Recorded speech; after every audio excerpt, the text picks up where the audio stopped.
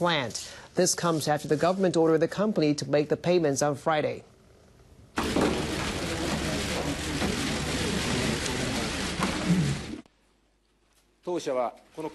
Based on the decision by the government, TEPCO has decided to pay provisional payment as a way to provide funds for immediate needs. By doing so, we hope to be of some help. We will pay the provisional payment to the residents who live in areas designated as evacuation zone and shelter-in-place zone following the nuclear power plant accident. Residents in areas within 30 kilometers of the plant who have been ordered to evacuate or stay indoors are eligible for the payments. Single residents still will receive $9,000 each, and larger families $12,000 each. Nearly 50,000 households are eligible to receive compensation. The total amount of cash payouts is expected to be roughly $600 million. TEPCO will start making payments as soon as it can arrange the details. Evacuees from areas around the troubled plant welcome TEPCO's decision, but they still have questions they want answered. I appreciate the announcement by TEPCO. I need money while I look for a job. I need money, but what I really want is for the power company to announce if and when we can return home, and if the crisis can be brought under control. I believe the evacuees deserve the provisional payments. But if the company tries to evade paying full damages by providing only temporary payouts, that would be unacceptable. And here's the latest on what's happening now at the crippled nuclear power plant. Disposal of highly radioactive wastewater is an urgent task at the Fukushima Daiichi nuclear power plant. TEPCO says the volume of radioactive water in a tunnel at the number 2 reactor seems to be increasing. A large volume of highly radioactive water in the reactor buildings is hampering efforts to restore cooling functions at Fukushima Daiichi nuclear power plant. In Unit 2, approximately 660 tons of tainted water was transferred from the tunnel to the condenser by Wednesday. After the transfer, the water level of the tunnel fell by 8 centimeters. But by 7 this morning, the water level was back to where it was on Tuesday, before water was moved. On April 2nd, an outflow of highly radioactive water was found, flowing from a facility called PIT in Unit 2 into the sea, and measures were taken to stop the flow. The water outflow stopped on April 6. Closing the outlet may have resulted in water level rise in the tunnel, or there may be a leak of water into the tunnel. TEPCO suspects that these measures to close the outlet may have resulted in accumulation of tainted water, and it will continue to closely monitor. TEPCO estimates that there is more than 50,000 tons of highly radioactive water. The plan is to transfer water into a central radioactive waste disposal facility on site, or to temporary tanks to be newly installed, or a steel vessel called Mega Float, which is scheduled to leave the port of Yokohama later this month. The company is now making necessary preparations, such as to prevent water leakage from these facilities. Workers at the Fukushima Daiichi nuclear plant are struggling to remove radioactive water that's hampering efforts to make the plant safe. Here's a wrap-up of the situation at the plant on Friday. Overflowing the tunnel, it's proving difficult though. Here is the latest footage of the spent fuel storage pool at the number 4 reactor, where an increase in water temperature was observed. A worker took the video on Tuesday when he took a sample from the pool's water.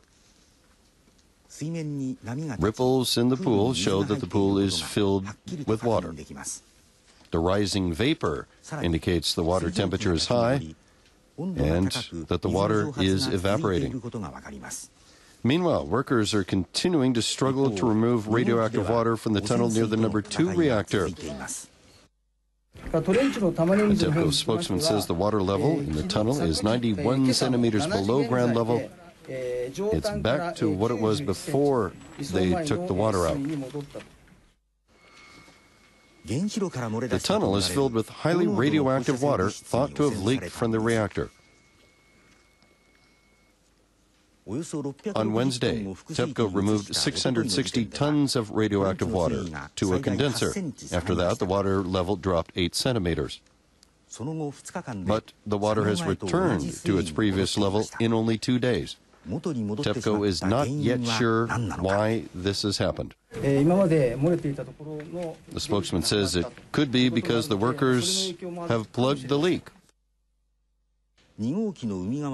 Last week, workers stopped a leak of radioactive water into the sea from a facility along the shore by the number 2 reactor. TEPCO has suggested that the water level in the tunnel rose because the wastewater is no longer leaking into the ocean. They are also afraid that the radioactive water might be contaminating subterranean facilities. Workers have detected a rise in radiation levels in underground water in a part of the plant called the subdrain pit near number 1 and number 2 reactors. In the pit near the number 1 reactor, the level of cesium-134 is now 38 times higher than it was a week ago. In the pit near the number 2 reactor, the level is 8 times higher. With the radioactive water level rising, the first priority is to find a place to store it. The condenser in the turbine building of the number 2 reactor is just over half full.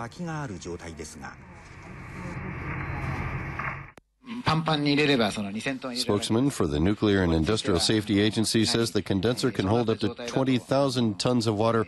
However, he says if it's filled entirely, it may not be safe in the event of an aftershock. TEPCO plans to use a water processing facility in the plant that has a maximum capacity of 30,000 tons. The workers have not yet finished checking that it is safe. TEPCO also plans to set up temporary storage tanks with a total capacity of 27,000 tons, but so far they have only finished setting up enough tanks to hold 1,000 tons of the wastewater. The utility says it will take until the end of May before all the temporary tanks are in place. Meanwhile, measures to contain radioactivity from contaminating the seawater are making progress. TEPCO has put up underwater barriers to prevent the spread of contaminated water into the sea.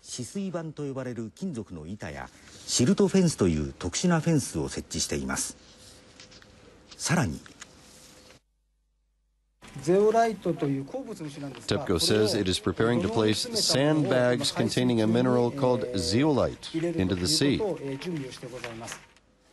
Zeolite can gather together and concentrate radioactive cesium. The sandbags were placed today near areas where the contaminated water has been released. TEPCO says it will place a total of 10 100-kilogram bags of zeolite near the intakes around the power plant and will lift them out regularly to measure radiation levels to gauge the impact.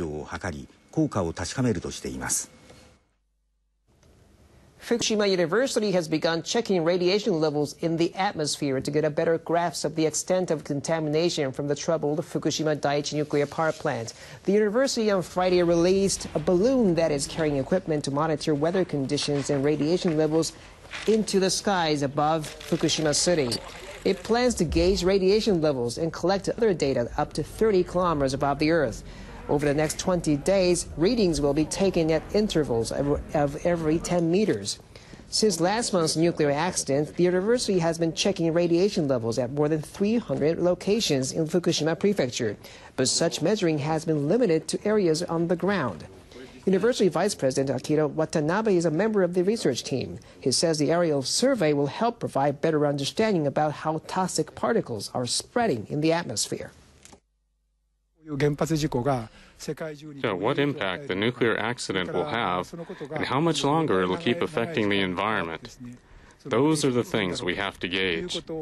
We hope to come up with those estimates through this survey.